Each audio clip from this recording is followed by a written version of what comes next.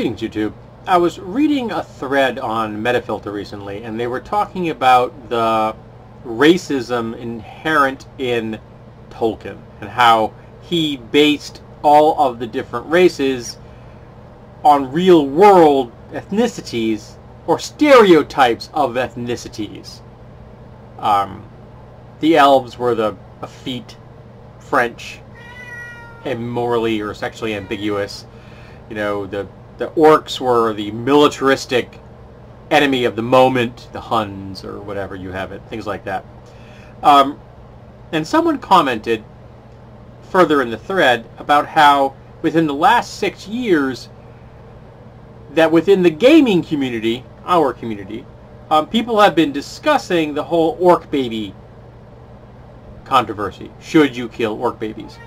Because orcs are inherently evil. And it stopped me in my tracks.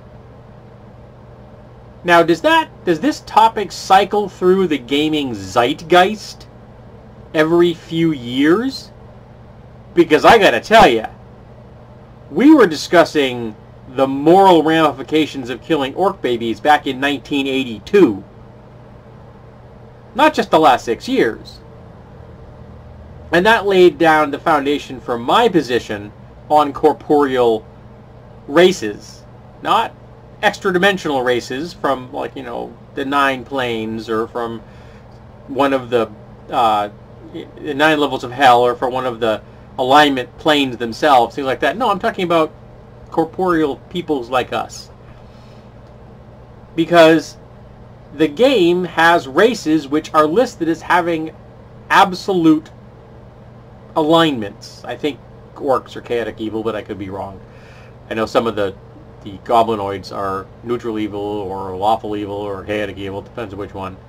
And there are people who will argue that Dungeons and Dragons, and by extension Pathfinder, has absolute alignments. That if the rules say something is lawful evil, they are lawful evil. Period. But at the same time, all of the player character races, some of which are also members of those races which are supposed to have absolute alignments, have all kinds of alignment flexibility. Humans can be any alignment. Elves can be any alignment. You get the point. It goes further than that. You can pay a tiefling, the descendant of demonic beings, real demonic beings, and yet be any alignment you want to. You could be playing a sorcerer from a lineage of from a devil lineage, and be lawful good, and that's perfectly acceptable. And no one bats an eye at that. And yet, if an orc is listed as being chaotic evil, then it must mean all orcs are chaotic evil. And that's not how it works in my worlds. Period. Now, you could say that orc culture has a tendency to be chaotic evil, just as Nazi culture had a tendency to be lawful evil. And there are cultures in our world today, socially conservative for the most part, which are inherently evil. They espouse evil doctrines and agendas.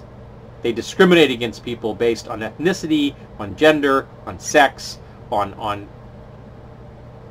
sexual orientation, all kinds of things. They are evil. They do evil in the world.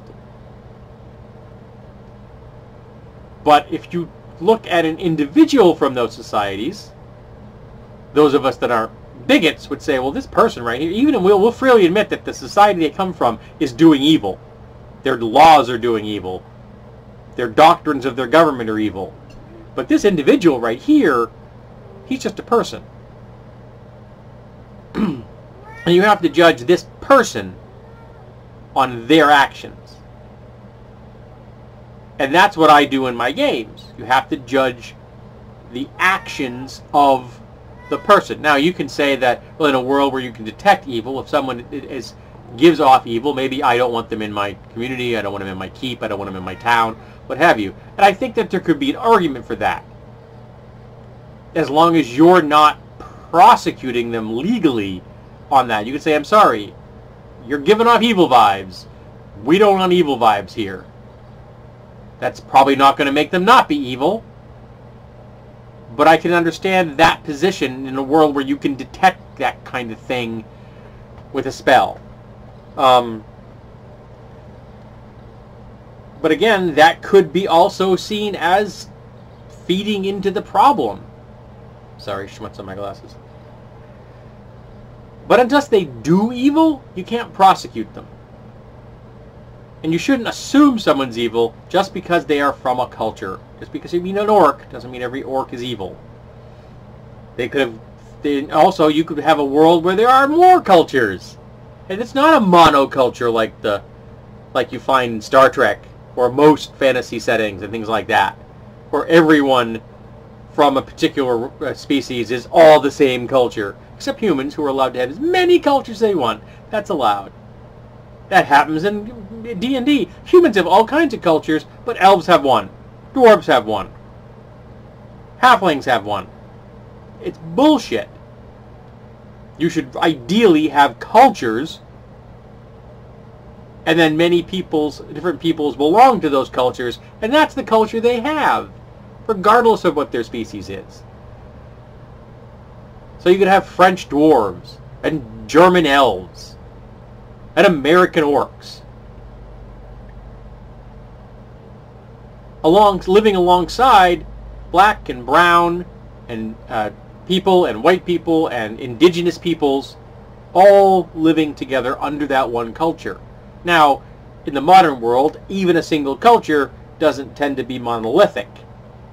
Our culture, American culture, is not monolithic. There's many different aspects of American culture. Depends on where you are in the country. Depends on the social group that you're a member of. Depends on what your particular social standing is, what the types of privilege you have or don't have. So it's very complex. But in fantasy games, it isn't. And then we arrive at the orc baby. Should you kill orc babies because they're orc babies? No, you shouldn't kill orc babies. They have not acquired a culture. And they may go against their culture. So just because they're going to be raised in a culture that's evil, or has a predilection to evil, doesn't mean that they are going to become evil. Doesn't mean that they will not rebel against it. Maybe they are the moving force that pushes the Overton window in their culture more towards pacificity as opposed to militaristic aggression. So I am baffled a bit by the whole idea that this is something that's only been discussed in the last 6 years, because it isn't. So let's talk about when you started discussing this thing. When did you first begin to think that this was an important moral issue to contemplate? The whole evil orc baby concept. They had it among the nerd fighters, there's the evil baby orphanage, the idea being that you could go back in time and you kidnap babies that grew up to be Hitler and Attila the Hun and what have you, Stalin, and then you raise them in an environment where they don't become these people. They just become ordinary, well-adjusted, functioning citizens, and they don't become the horrible, monstrous peoples that, harm the world. I mean, it's just a thought experiment, but it beats killing them, because if you're killing babies of any species, you're not the good guy.